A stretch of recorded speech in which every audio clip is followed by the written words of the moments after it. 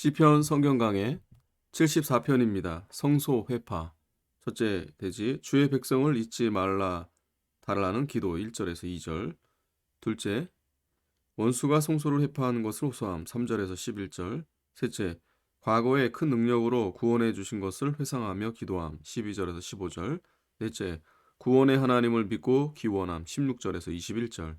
다섯 번째 하나님의 영광의 회복을 위해서 기도함 22절에서 23절입니다. 아삽의 마스길.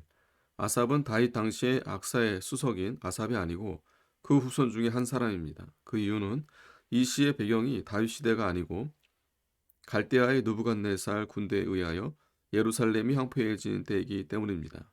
마스길은 교훈시라는 뜻인데 이 명칭이 사용되는 시는 모두 회개의 시입니다.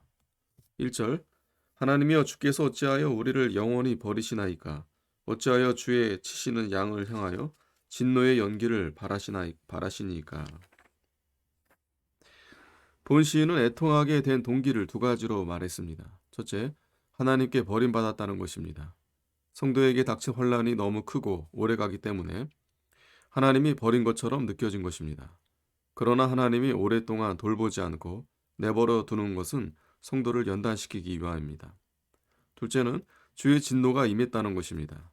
이스라엘이 원수에게 점령당하고 성소가 회파된 것은 주님이 대단히 진노하셨기 때문이라고 생각하여 애통하였습니다. 2절 옛적부터 얻으시고 구속하사 주의 기업의 지파로 삼으신 주의 회중을 기억하시며 주의 거하신 시온산도 생각하소서. 시인은 다음과 같은 것을 기억해달라고 기도합니다.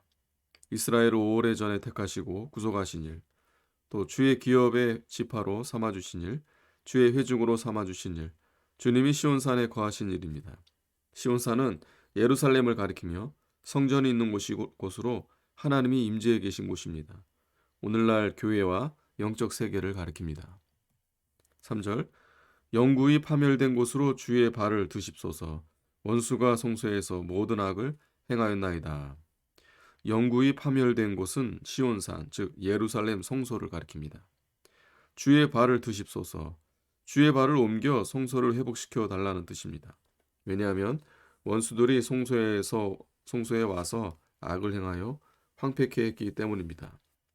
이것은 오늘날 성도들이 원수에 의해 핍박과 환난을 당할 때 하나님의 은혜로 회복시켜 달라는 것과 같습니다.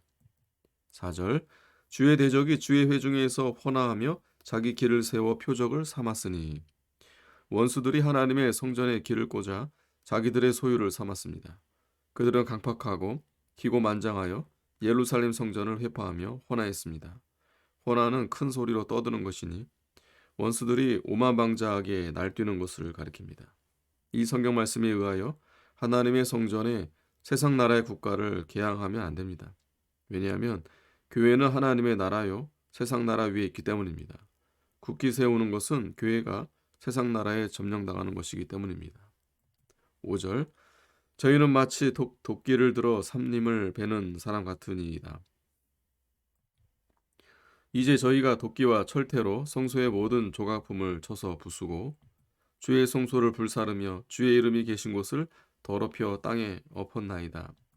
저희의 마음에 이르기를 우리가 그것을 진멸하자 하고 이 땅에 있는 하나님의 모든 회당을 불살랐나이다. 원수가 도끼와 철퇴로 성전을 무자비하게 파괴시킨다는 것입니다. 이것은 바벨론 군대의 내침을 가리킵니다. 성소 주의 이름이 계신 곳은 예루살렘 성전을 가리킵니다.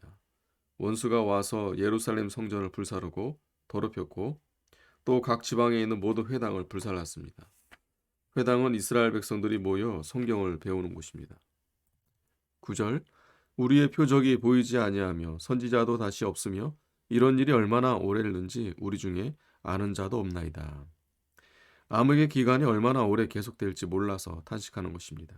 표적, 하나님의 임재의 표시로서 하나님께 드리는 제사 의식이나 하나님이 구원해주는 증거 등을 가리킵니다. 이런 것이 다 없어지고 보이지 않기 때문에 하나님께 애통하며 호소하는 것입니다.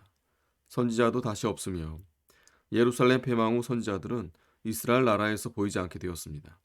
다니엘과 에스겔은 바벨론으로 잡혀가고 예레미야는 애굽으로 끌려가고 유다 땅에는 선지자가 없었습니다. 10절 하나님이여 대적이 언제까지 회방하겠으며 원수가 주의 이름을 영원히 능욕하리이까. 주께서 어찌하여 주의 손 곧 오른손을 거두시나이까. 주의 품에서 빼사 저희를 멸하소서. 하나님이 잠잠히 계심으로 원수가 하나님을 영원히 회방하며 능욕할 것처럼 생각된 것입니다. 그러므로 이제는 하나님께서 오른손을 들어 심판하시고 이스라엘을 구원해 달라는 것입니다. 12절 하나님은 예로부터 나의 왕이시라 인간의 구원을 베푸셨나이다. 주께서 주의 능력으로 바다를 나누시고 물 가운데 용들의 머리를 깨뜨리셨으며. 본 시인은 하나님이 왕으로서 이스라엘 백성에게 구원 역사를 베풀어 주신 것을 기억합니다. 주의 능력으로 바다를 나누시고 애굽에서 나올 때 홍해를 갈라 주신 것을 가리킵니다. 물 가운데 용들의 머리를 깨뜨리셨으며 애굽의 군대들이 홍해에 빠져 죽은 사실을 가리킵니다. 성도는 하나님께서 크신 능력으로 구원해 주신 것을 회상하며 하나님께 기도한 것입니다.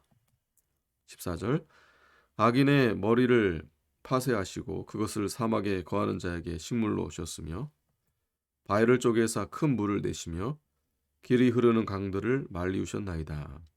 악어의 머리는 애굽을 군대를 상징하고 사막에 거하는 자는 광야에 거하는 짐승들을 가리킵니다. 바위를 쪼개사 큰 물을 내시며 이것은 반석에서 물을 내신 것을 가리킵니다. 길이 흐르는 강, 항역 성경 각주에 힘센 강이라고 했는데 요단강을 가리킵니다. 16절 낮도 주의 것이요 밤도 주의 것이라 주께서 빛과 해를 예비하셨으며 땅의 경계를 정하시며 여름과 겨울을 이루셨나이다. 빛을 창조하시고 낮과 밤을 주관하시며 각 족속에게 땅의 경계를 이루어 주신 하나님께서 오늘날 자신들이 처한 혼란에서도 건져 주실 수 있는 것을 믿고 기도하는 것입니다. 18절 여호와여 이것을 기억하소서. 원수가 주를 비방하며 우매한 백성이 주의 이름을 능욕하였나이다. 시인은 원수가 주를 비방하고 우매한 백성이 주의 이름을 능욕하는 것을 보고 가만히 있을 수가 없어서 하나님께 호소했습니다. 19절 주의 매 비둘기의 생명을 들짐승에게 주지 마시며 주의 가난한 자의 목숨을 영영히 잊지 마소서. 매 비둘기는 약한 짐승으로 힘없는 이스라엘 백성을 가리킵니다. 들짐승에게 주지 마시며 들짐승은 사나운 원수들을 가리키며 이스라엘 백성을 짐승과 같은 원수에게 주지 말라는 것입니다. 주의 가난한 자는 하나님만 의지하고 사는 성도를 가리킵니다. 이런 생명 있는 성도를 보호해 달라는 뜻입니다. 20절 언약을 돌아보소서. 대저 땅 흑암한 곳에 강포한 자의 초소가 가득하였나이다. 학대받은 자로 부끄러이 돌아가게 마시고 가난한 자와 궁핍한 자로 주의 이름을 찬송케 하소서. 전에 이스라엘에게 언약하신 것을 기억하시고 흑암한 곳에서 이스라엘을 건져 달라는 것입니다. 이스라엘 땅이 도덕적 흑암에 쌓여 강포한 자의 초소가 되었으니 하나님께서 언약을 기억하시고 학대받는 가난한 성도들을 구원하여 하나님을 찬송하게 해달라는 것입니다. 22절 하나님이여 일어나사 주의 원통을 푸시고 우매한 자가 종일 주를 비방하는 것을 기억하소서. 주의 대적의 소리를 잊지 마소서. 일어나 주를 항거하는 자의 호나가 항상 상달하나이다. 우매한 대적들이 종일 주를 비방하는 것을 주께서 들으시고 그 원수들을 징벌하여 주의 원통을 풀어주시기를 본 시인은 간절히 구했습니다. 주를 항거하는 자, 성도나 교회를 핍박하는 자는 하나님에 대하여 항거하는 자입니다. 이런 자는 반드시 하나님의 심판을 받을 것입니다. 아멘.